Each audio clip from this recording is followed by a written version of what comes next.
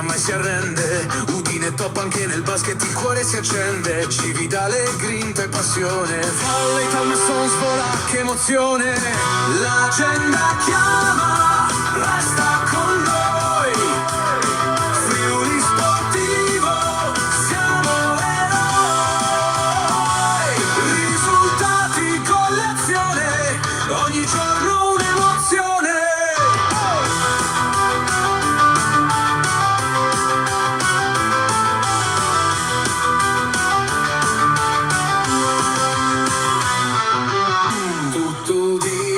Se siamo con te.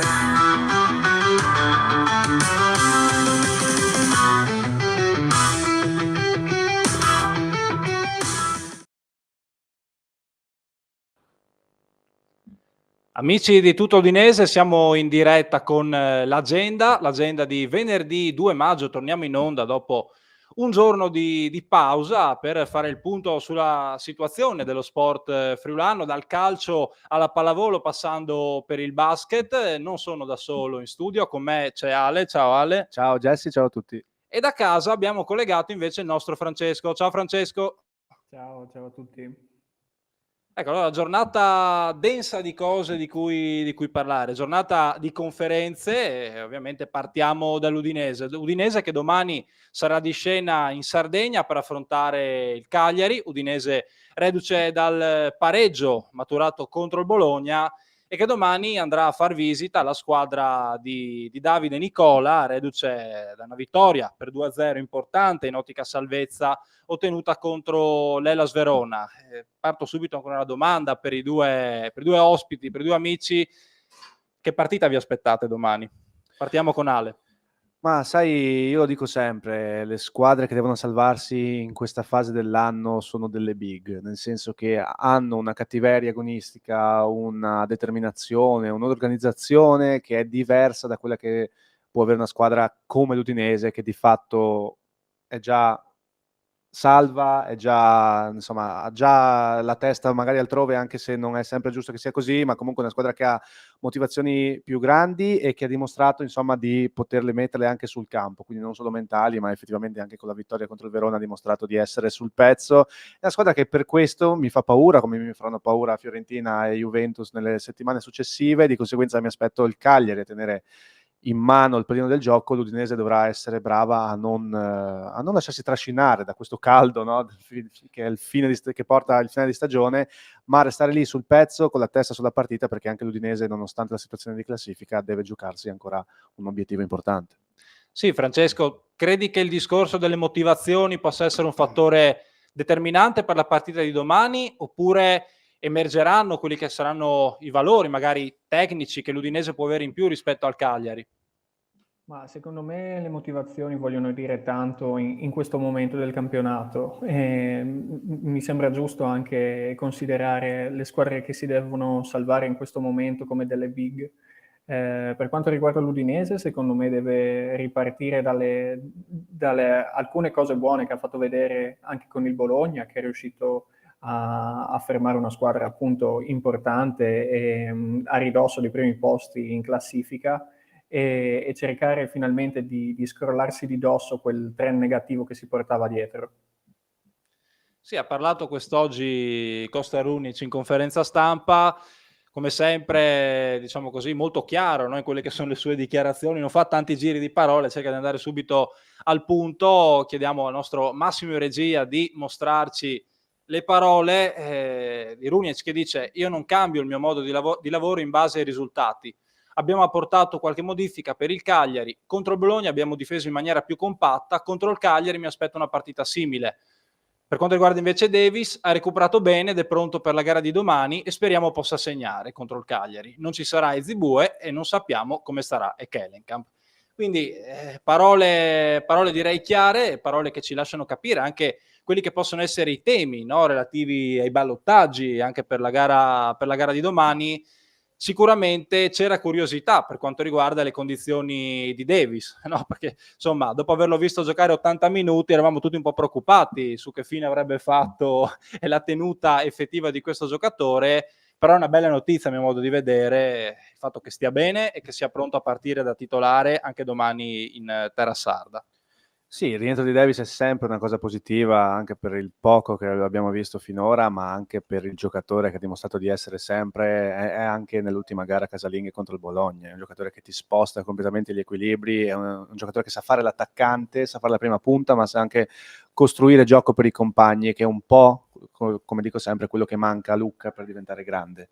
Ecco, da Davis può imparare anche questa cosa qua, quindi è un giocatore che sì, l'assenza di Toven sarà sempre pesante per l'Udinese, ma finalmente là davanti troviamo qualcuno che possa anche dirigere il gioco per i compagni e che ti può far giocare bene anche la seconda punta, sia esse che Bravo, Sanchez o un centrocampista adattato in quel ruolo. Di conseguenza il fatto che stia bene è veramente la grande bella notizia da qui alla fine.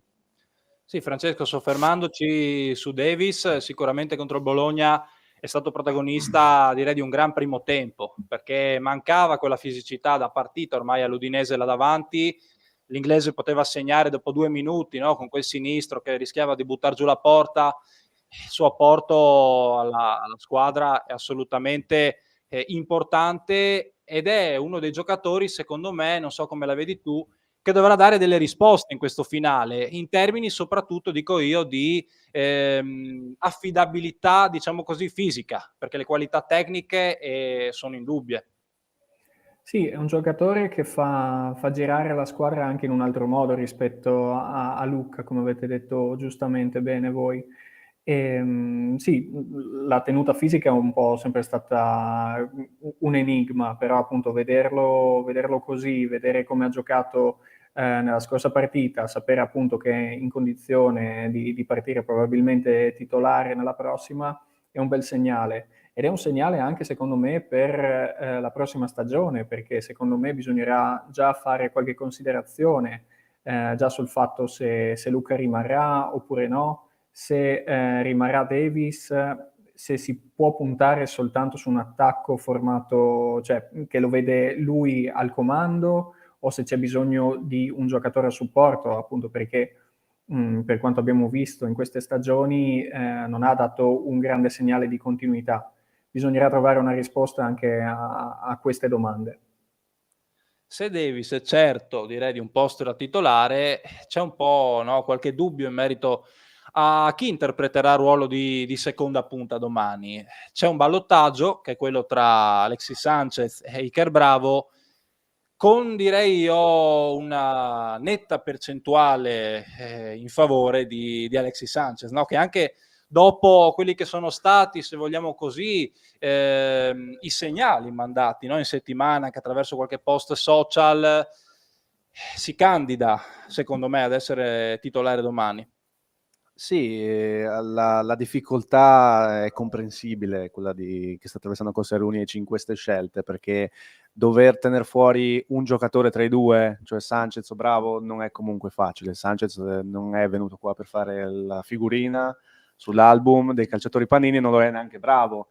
Di conseguenza, con Toven in campo era ancora più difficile vederli. Adesso comunque uno dei due deve stare fuori, la bravura dell'allenatore dovrà stare anche in questo tipo di scelte. Diciamo che Bravo, seppur poche, ha avuto più occasioni di Sanchez. Io penso che domani possa essere finalmente la volta di Alexis, anche per i segnali che ha lanciato sui social, anche per il malumore che in qualche modo, anche se in modo comunque elegante, ha fatto trasparire per questa situazione. Se Sanchez sarà anche un punto fermo dell'Udinese del prossimo anno, lo capiremo anche da queste ultime partite e soprattutto secondo me da domani.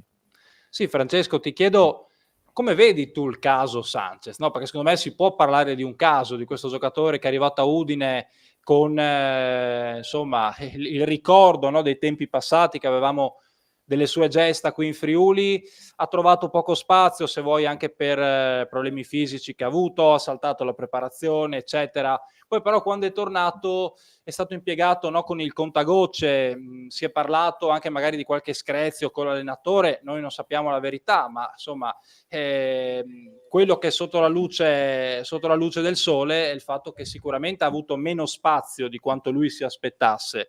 E quindi appunto, Francesco, ti chiedo se quella di domani potrà essere la gara giusta per lui per dimostrare quello che è Alexis Sanchez, ricordando tra l'altro che il Cagliari è una squadra che porta bene a Sanchez, visto che l'ultimo gol in maglia bianconera l'ha fatta proprio contro i sardi in quel 4-0 che tutti ci ricordiamo come una delle migliori versioni in trasferta dell'Udinese in quella incredibile stagione che culminò con il 4º posto dei bianconeri. Sì, io penso che anche Sanchez non si aspettasse di appunto tornare in questo modo a Udine, non se l'aspettavano sicuramente i tifosi, però sì, può essere una buona occasione appunto anche viste le assenze che ci sono e visto anche quello che ha detto un po' Rooney in conferenza stampa. È chiaro che secondo me anche questa possibilità di vederlo dal primo minuto potrebbe sembrare un po' un contentino rispetto a quello che è stato anche il giocatore, rispetto anche a come si è espresso in queste settimane nei confronti dell'ambiente e dell'allenatore. Dall'altra parte sì, c'è comunque anche Bravo, diciamo che sono due giocatori che hanno trovato poco spazio e sono a 2 punti della carriera completamente diversi. Per 2 motivi appunto anagrafici, anche se vogliamo, perché le caratteristiche di talento non si discutono dei 2 giocatori, hanno trovato poco spazio. Secondo me, sì, io ho paura che queste ultime partite possano passare come dire, vabbè, li facciamo giocare adesso che non c'è più molto da dire, però le mie idee sono altre, ecco. Io non vorrei che passasse questo messaggio. Sì, è un po' un tema, no, questo, che ci dà degli spunti su cui effettivamente parlare. Ma, insomma, la mia opinione l'avevo già detta in tempi non sospetti, per quanto riguarda questi due giocatori. Credo che comunque, per motivi differenti, no, possa essere comunque un finale di stagione importante per entrambi. Iker Bravo che deve, secondo me, lanciare un segnale, anche lui, di essere un giocatore che può dire la sua in un campionato importante come la Serie A. Ricordiamolo, Iker Bravo in questa stagione sta per la prima volta calcando i terreni del professionismo, visto che ha sempre giocato a livello di giovanili. Tra giovanili e professionismo ci sono 2 mondi di differenza. Alexis Sanchez invece, come diceva Francesco, è arrivato un po', no, al culmine, direi, della carriera, insomma, non direi quasi sul viale del tramonto, però sono comunque le sue stagioni a livello professionistico. E quindi sì, ti chiedo anche a te, Ale, tu cosa faresti in questo finale di stagione? Daresti più spazio al nuovo che avanza oppure daresti minuti invece al vecchio, in memoria anche dei vecchi tempi e delle emozioni, insomma, che quando gioca questo giocatore può sempre suscitare? Jesse, è una domanda difficilissima. Io da tifoso e innamorato da quando ero piccolo di Alexis Sanchez, la risposta non può che essere far giocare Alexis Sanchez. In modo più razionale invece ti dico, ok, anche se Sanchez potesse darci un contributo da qui alla fine e l'anno prossimo compreso, Iker Bravo invece è un giocatore di prospettiva che ha proprio la voglia dichiarata di spaccare il mondo e che può entrare nel grande calcio con molta facilità e di conseguenza può essere un piano futuro e più a lungo termine. Di conseguenza, da questo punto di vista, la scelta dovrebbe pendere sullo spagnolo. Per fortuna Runjaic non sono io, non è un tifoso, ha un'idea tutta propria che anche da domani esprimerà. Io, come ho detto prima, la bravura nel gestire questo tipo di situazioni sta a lui e speriamo che ne esca con un risultato chiaro e buono per l'Udinese. Per quanto riguarda il Cagliari, invece, facendo un punto sulla situazione dei sardi, alla fine Davide Nicola, un ex anche lui, anzi l'unico ex della partita domani, avrà probabilmente a disposizione l'intera rosa, salvo Jerry Mina, che comunque è un'assenza importante di spessore là dietro, per il tipo di profilo che il difensore colombiano ha e l'esperienza anche internazionale che porta con sé. E poi c'è questo dilemma di un acciaccato Pavoletti che dopo il gol dell'ultima partita, dove è stato schierato titolare, ha accusato qualche acciacco e quindi potrebbe partire dalla panchina. Staremo a vedere. Francesco, ti chiedo un tuo punto di vista su quello che sarà, insomma, l'impegno di domani e un tuo pensiero appunto sul Cagliari, su quelle che possono essere le speranze di salvezza della squadra di Nicola. Ma secondo me non sarà una partita facile, appunto perché c'è ancora molto in palio. Il Cagliari, appunto, nelle ultime 5 partite ha comunque un record migliore di quello dell'Udinese e quindi potenzialmente anche un miglior stato di forma. È chiaro che ci sono dei valori in campo che sono diversi, che un Udinese con una rosa completa comunque può, cioè sulla carta non c'è neanche dubbio, insomma, che possa prevalere sul Cagliari. È chiaro che poi non vanno in campo le statistiche, non vanno in campo i numeri, ma vanno in campo anche le motivazioni. E secondo me vorrà molto dire con quale spirito entreranno in campo le due squadre.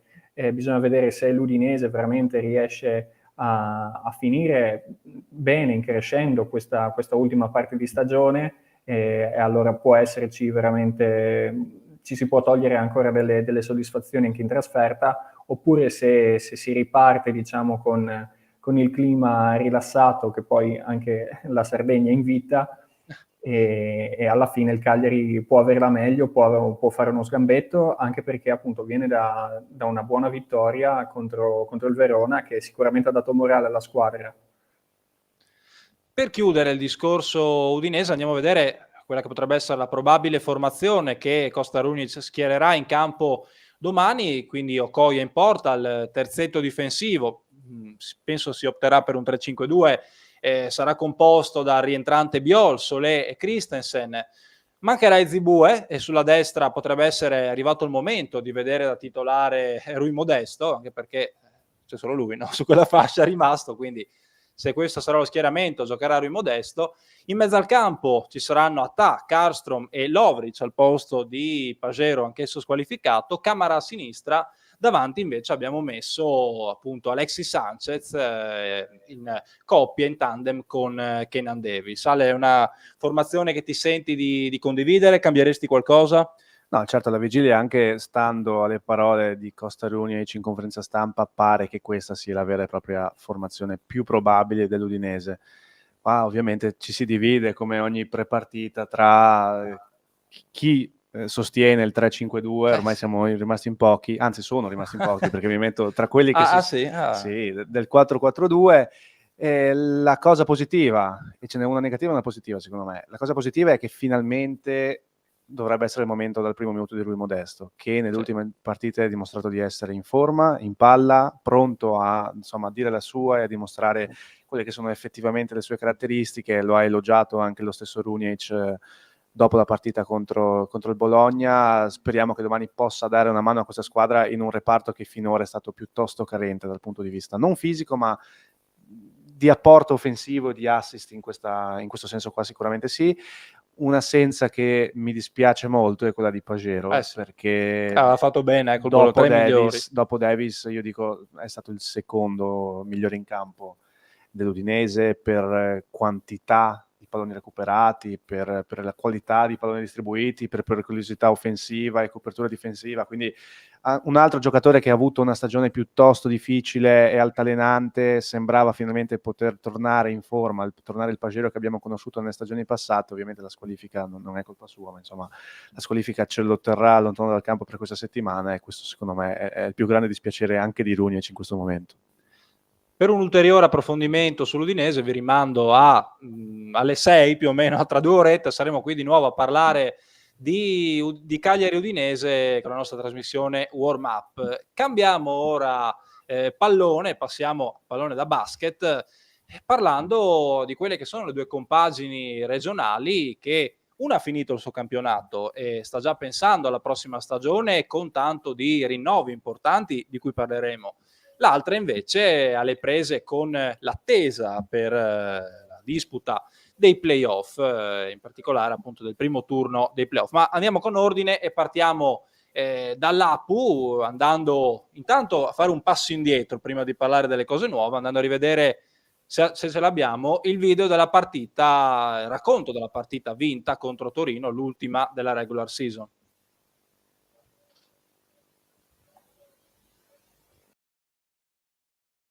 I've paid my dues, time after time. I've done my sentence, but committed no crime. And bad mistakes, I've made a few. I've had myself sand-kicked in my face, but I've come through.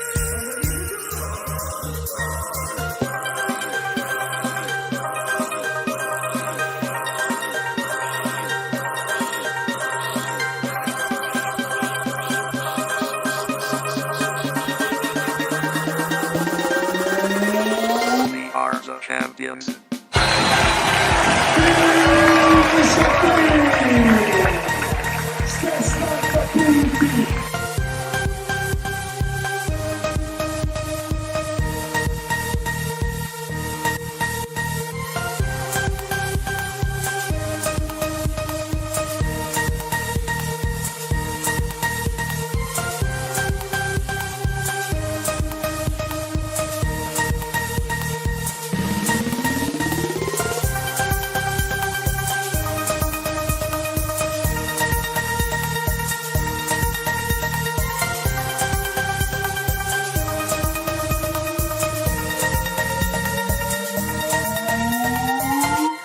I've taken my vows, my curtain calls.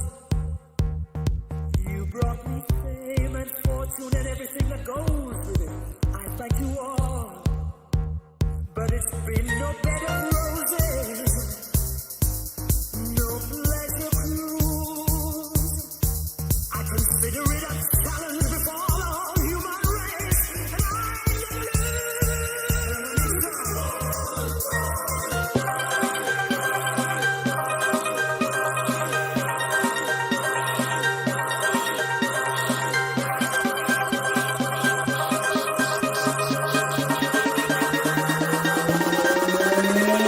We are the champions.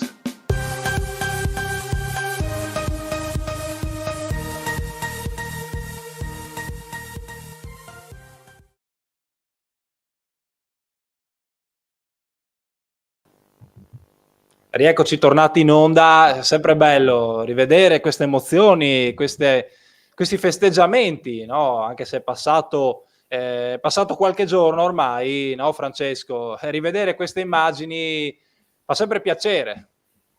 Sì, una bellissima sensazione, poi un'atmosfera stupenda al palazzetto, un Carnera che è sempre stato un fattore decisivo in questa stagione. Ricordiamo, è stata soltanto una la sconfitta in casa per l'Apu e poi una bella festa, insomma, con anche ex giocatori che hanno fatto parte della storia dell'Apu dalle origini, come dice appunto il presidente Pedone, dai peggiori bar di Cusignacco fino alla Serie A1. È stata veramente una bella festa, meritata e un bel viatico per il prossimo anno. Questo è ormai il passato, no? Perché comunque le emozioni belle rimangono, però poi bisogna guardare avanti perché c'è da progettare una prossima stagione. La notizia di qualche giorno fa, di un paio di giorni fa, è quella del rinnovo di Kapitan Mirza Alibegovic, che è il primo giocatore ufficialmente riconfermato in vista della prossima stagione. Qui la foto sotto la loggia di Udine. Un giocatore che ormai insomma è calato nella realtà bianconera, rinnovo fino al 2028 per lui, sarà il capitano anche in Serie A.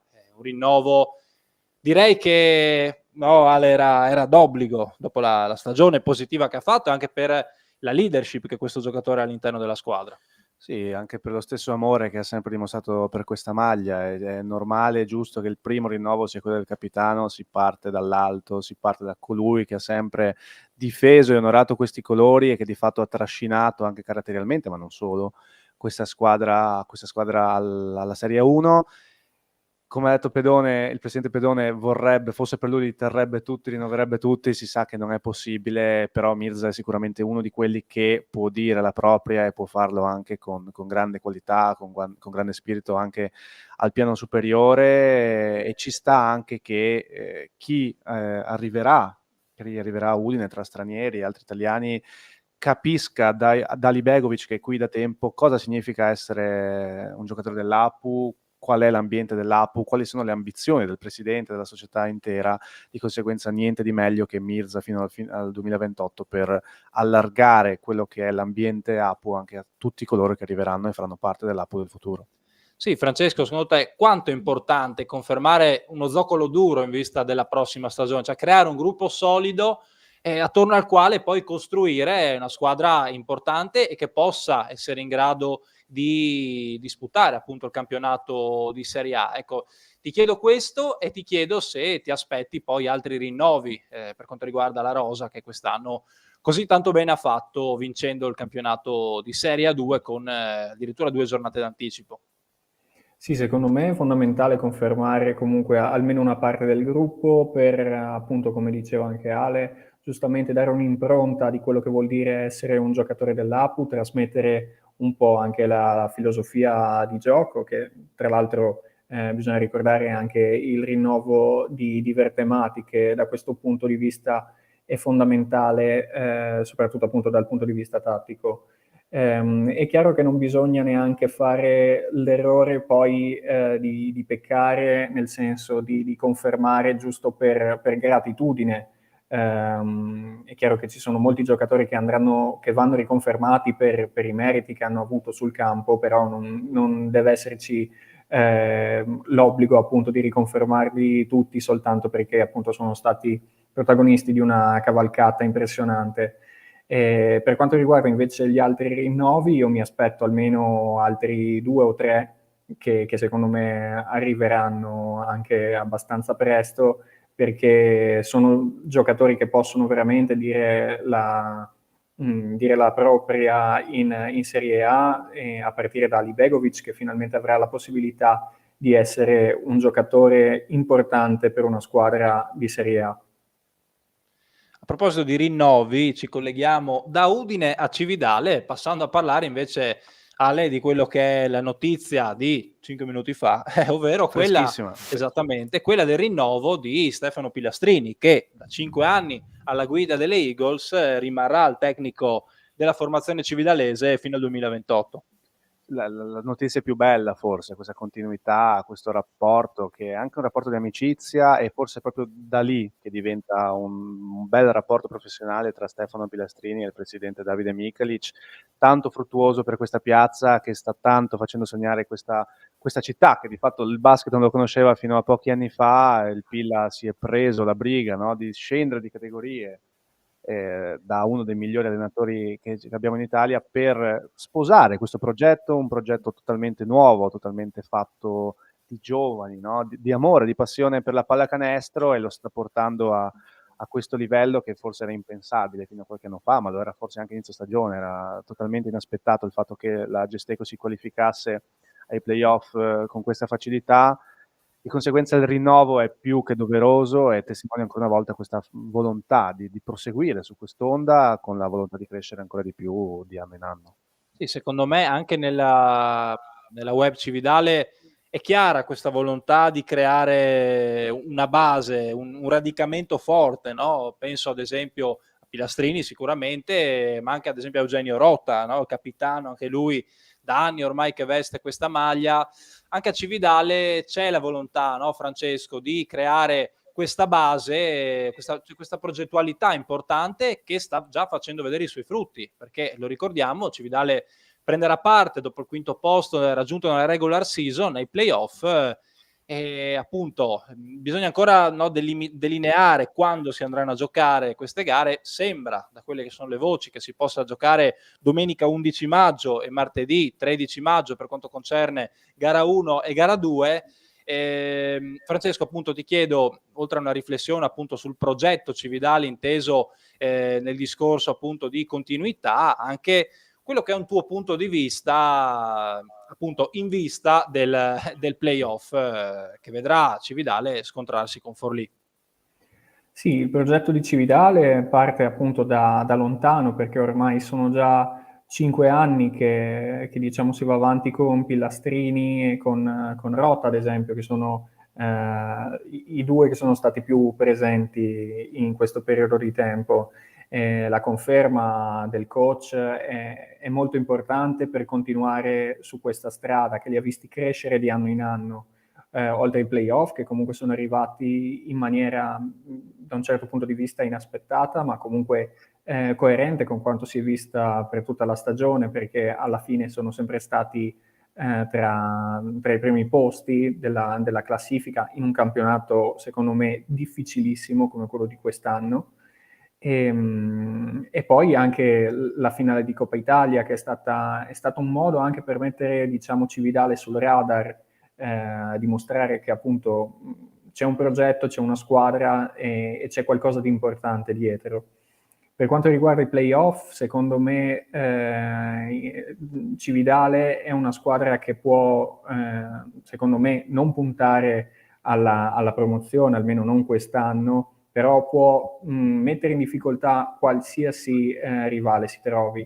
Vedendo un po' quelli che sono gli accoppiamenti, potrebbe affrontare poi nel secondo turno Rimini, che è secondo me la squadra candidata alla promozione dopo Udine, e potrebbe metterla benissimo in difficoltà. Ricordiamo anche poi che i playoff, nel turno di playoff prenderà Forlì subito, che ha già battuto in campionato sia l'andata che il ritorno. Secondo me sì, è una squadra ostica e veramente ci farà divertire anche nella post-season. Ecco Ale, ad una settimana da questo impegno chiedo anche a te come la vedi in vista di questa gara così importante, gara 1 poi perché dà il via, poi è quella che è la serie che si svilupperà successivamente. Ti chiedo quali sono le tue sensazioni. Ma sai, innanzitutto il fatto di qualificarsi direttamente ai playoff senza passare per i play-in, che sono una fatica mentale e fisica non da poco e ti tolgono anche delle settimane importanti di preparazione all'avversario, quello che sarà vero e proprio, perché lo sai già, mentre i play-in ne hai, se passi dal primo turno hai già un avversario, un secondo e poi addirittura quello dei playoff, di conseguenza devi preparare 3 gare diverse, no? Cioè 3 avversari diversi e questo comporta una preparazione diversa. Ecco, il fatto di conoscere l'avversario, avere delle settimane, ma è la stessa cosa che farà Forlì, però anche il fatto di riposare, anche mentalmente, soprattutto mentalmente, dopo le fatiche della seconda parte di stagione, perché poi si è visto, c'è stato un calo fisiologico, mentale e fisico dopo gli impegni di Coppa Italia che si è fatto sentire sul campo, penso alle 2 sconfitte con Verona e Torino, che hanno seguito di pochi giorni la finale persa con Rimini. Ecco, ci voleva per questo Cividale un momento di tregua, un momento di pausa per ricaricare le pile, e ripeto, più mentalmente che fisicamente, per arrivare a questo impegno che è un appuntamento con la storia, perché mi piacerebbe vedere Cividale superare il primo turno di playoff, cosa che non ha fatto negli ultimi anni con Cantù e Udine. Di conseguenza io penso che nessuno meglio del Pilla sa preparare gare come questa, il gruppo è giovane, è unito, è un altro gruppo che si diverte, sta bene insieme, e io penso che potranno giocarsi anche e soprattutto con il fattore campo, che non è cosa da poco, perché così come Carnera è stato un fattore per l'Apu, da sempre il Palagestecco è un fattore per Cividale. Io penso che anche giocare le prime 2 gare in casa con la speranza che possano vincere entrambe è un grande vantaggio per questa squadra. Sì, per chiudere il discorso basket, mi ricollego un po' a quello che ha detto Ale anche. Ti faccio questa domanda, Francesco. Secondo te, questa sosta che separa il termine della regular season dall'inizio dei playoff può essere un fattore, come diceva Ale, che fa bene per ricaricare le pile, o può essere invece un qualcosa che, non so, magari ti porta via qualche energia a livello mentale invece, perché sei lì in attesa di dover giocare e forse un giocatore preferirebbe affrontare le partite al prima possibile, aspettare invece il meno possibile. Quindi ti chiedo questa cosa in merito, ecco, a questa pausa che separa la regular season dal playoff. No, secondo me questa pausa è fondamentale veramente per ricaricare le batterie, perché se arrivi alla post-season, al momento decisivo di una stagione, quello per cui giochi tutto l'anno, e arrivi mentalmente scarico, poi veramente rischi di buttare via un'annata fondamentalmente. Adesso questa pausa secondo me è stata utile perché veramente i giocatori sono stati abbastanza spremuti un po' tra campionato, un campionato lungo, la Coppa Italia. Secondo me ci voleva proprio e non penso che le attenzioni e le energie mentali potranno risentirne. Chiudiamo così il percorso e appunto il capitolo dedicato al basket e entriamo rapidamente anche a snocciolare quelle che sono le altre tematiche di giornata, a partire dalla pallavolo. Pallavolo con la CDA Talmassons che questa mattina ha ufficializzato un nuovo innesto, trattasi di Francesca Scola, palleggiatrice classe 2001 nell'ultima stagione in forza Busto Arsizio, quindi dopo l'arrivo di Henneking e Mistretta abbiamo un nuovo rinforzo in casa Talmassons, quindi Talmassons che sta insomma progettando quella che è la prossima stagione, no, Ale, che vedrà la squadra di coach Barbieri provare a risalire immediatamente dopo la retrocessione di quest'anno. Sì, come abbiamo già detto nelle settimane precedenti, il fatto di aver concluso la stagione in anticipo, anche se negativamente, ti dà il vantaggio di poterti muovere, così come sta facendo l'APU in modo invece più positivo, no? E ti dà il vantaggio di poterti muovere in anticipo rispetto alle avversarie per costruire la squadra per il futuro.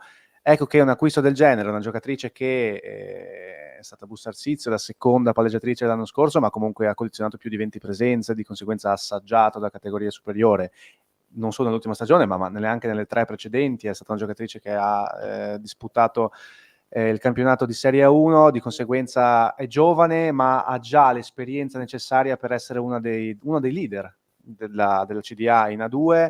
È una giocatrice che sostituisce di fatto la Eze e quindi una giocatrice talentuosa se ne va, ne arriva una nuova, anche per dare continuità in questo reparto. È un buon acquisto questo per la CDA, è un acquisto intelligente, verde, no? Da questo punto di vista, perché riesce a combinare la giovane età con l'esperienza, quindi ci sono tutti i presupposti per un buon futuro con le Pink Panthers.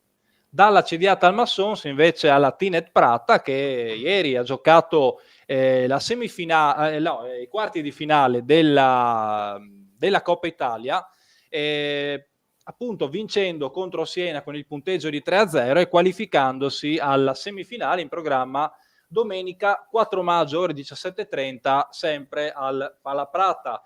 Ad attendere la formazione pordenonese sarà la Evolution Green Aversa che ha battuto con il medesimo risultato Banca Macerata. Quindi questo è un po' anche il punto relativamente al volley con le nostre squadre regionali che appunto hanno in questo modo insomma stanno continuando in questo modo la loro stagione, no? Con appunto la Talmassons che sta già pensando alla prossima con gli acquisti e con i rinnovi, e invece la Tinet Prata che sta ancora lottando per un obiettivo importante. Torniamo a bomba un attimo sul basket, cambio di programma repentino, improvviso, e qua chiamo in gioco il nostro Francesco che ci farà un punto sulle Women Up in vista di quello che sarà l'impegno di domenica. Sì, le Women Up adesso, dopo essersi qualificate per la semifinale, hanno vinto 2 partite molto importanti contro la Sardegna Marmi Virtus Cagliari. Adesso affronteranno Roseto per la prima partita delle semifinali. Anche loro hanno il fattore campo, quindi giocheranno al Carnera domenica alle 18 ed è un'opportunità importante per tornare poi di nuovo in finale, speriamo, con magari un esito migliore rispetto a quello dell'anno scorso. Udine è una squadra solida che ha dimostrato di poter veramente fare la voce grossa con chiunque, nonostante tutte le difficoltà che hanno dovuto affrontare in questa stagione, che non sono state poche. Quindi sarebbe bello anche mostrare il supporto andando al Carnera a seguire le ragazze che giocano, lottano e si impegnano veramente oltre tutte le avversità. Appunto la prima partita si giocherà domenica al Carnera, poi ci sarà gara 2 a Roseto il 7 e un'eventuale gara 3 poi di nuovo avrebbe il fattore campo del Carnera. Ricordiamo che in finale andrà la squadra che riesce a vincere 2 partite. Sì, allora qua vedi, la stagione è in corso ancora per molte squadre, veramente è un finale di stagione bollente, quasi come la temperatura che ormai sta caratterizzando questi giorni. Qui all'agenda parliamo di tutto, non ci facciamo mancare mai niente, calcio, pallavolo, basket, e arriviamo anche al calcio a 5, no? Perché anche qui sono momenti cruciali per le Eagles Futsal di coach Tita Pittini, che domani, sabato, giocherà la gara di ritorno contro Neugries con quindi questa formazione del Trentino Alto Adige. Lo ricordiamo, l'andata coincisa con la vittoria delle Eagles per 4-2, tu Ale eri lì, quindi insomma faccio un po' il punto della situazione in vista della gara di ritorno. Che gara ti aspetti e quanto credi che appunto quali siano le percentuali, diciamo così, di salvezza per le Eagles e per la formazione avversaria? Sai, quella di andata è stata una gara abbastanza strana, nel senso che io penso che Tita Pittini stesso avrebbe fatto firma, come si dice, per un pareggio, per poi giocarsi tutte le carte davanti ai propri tifosi, sapendo che data la classifica della regular season, le Eagles anche con un pareggio al termine dei supplementari passerebbero il turno, o meglio, si guadagnerebbero la salvezza, mentre il Neugries retrocederebbe in C1. Di conseguenza questo vantaggio di 2 gol non è poco, questo significa che i bolzanini dovranno vincere almeno di 3 reti, no? Al Palagesteco, una cosa che in questo momento da pronostico sembra piuttosto difficile, ma il calcio a 5 non è il calcio. Sì. Fare 3 gol è molto più semplice, è molto più veloce rispetto al calcio a 11.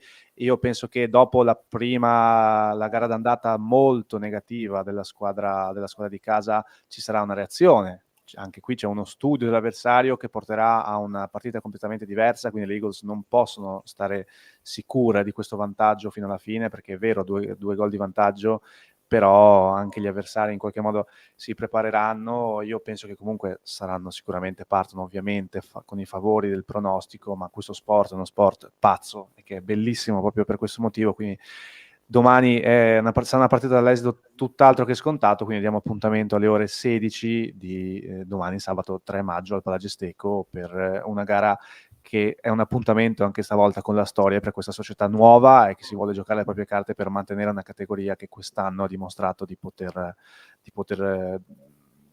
giocare, di poter dire anche qualcosa di più rispetto a quello che ha fatto, perché è stata un'altra annata difficile, così come è stata per le Women Up che abbiamo analizzato prima. Anche per questa squadra ha avuto tante vicissitudini, tanti problemi interni che non hanno potuto far esprimere i ragazzi al meglio.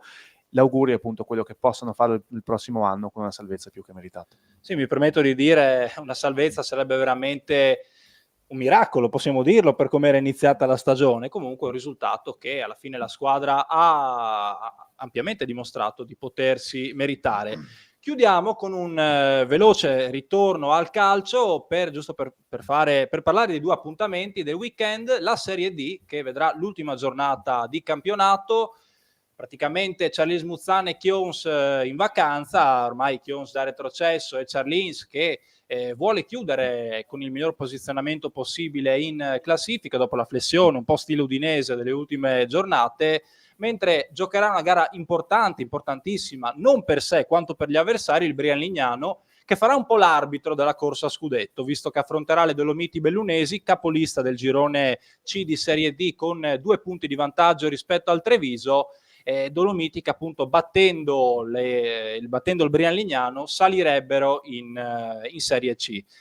Tra l'altro all'andata il Brian Lignano vinse con un clamoroso 4-0, fu probabilmente la partita più bella di questa stagione da parte della squadra di Moras, che poi ha meritatamente ottenuto la salvezza con 2 turni d'anticipo, tra l'altro proprio a spese del Chions nello scontro diretto che ha visto i gabbiani prevalere con il punteggio di 2-1. Altro appuntamento invece domenica mattina, dove appunto al Bottecchia di Pordenone scenderà in campo l'Udinese Under 17 per la prima gara dei playoff nazionali, la squadra di Alessandro Gridel se la vedrà contro la Lazio, gara secca. In caso di parità al tempo dei termini, al termine dei tempi regolamentari, si procederà con i tempi supplementari ed eventualmente per i rigori. Un grande traguardo questo raggiunto dall'Udinese, ricordiamo la terza in classifica nel girone B, alle spalle di due colossi come Milan e Inter prima e Milan seconda, l'Udinese terza che tra l'altro ha insidiato per lunghi passi del campionato le due milanesi per la vetta della classifica, quindi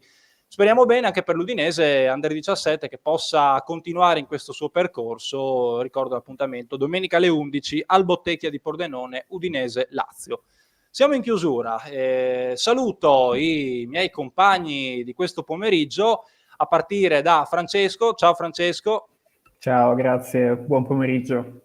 E ringrazio e saluto anche Ale, dandovi l'appuntamento alle ore 18, quando sempre noi due saremo qua, vedremo se avremo anche qualche altro partecipante in studio. Intanto ti saluto e ti ringrazio. Grazie a te, ciao a tutti. Un saluto a tutti, alla prossima.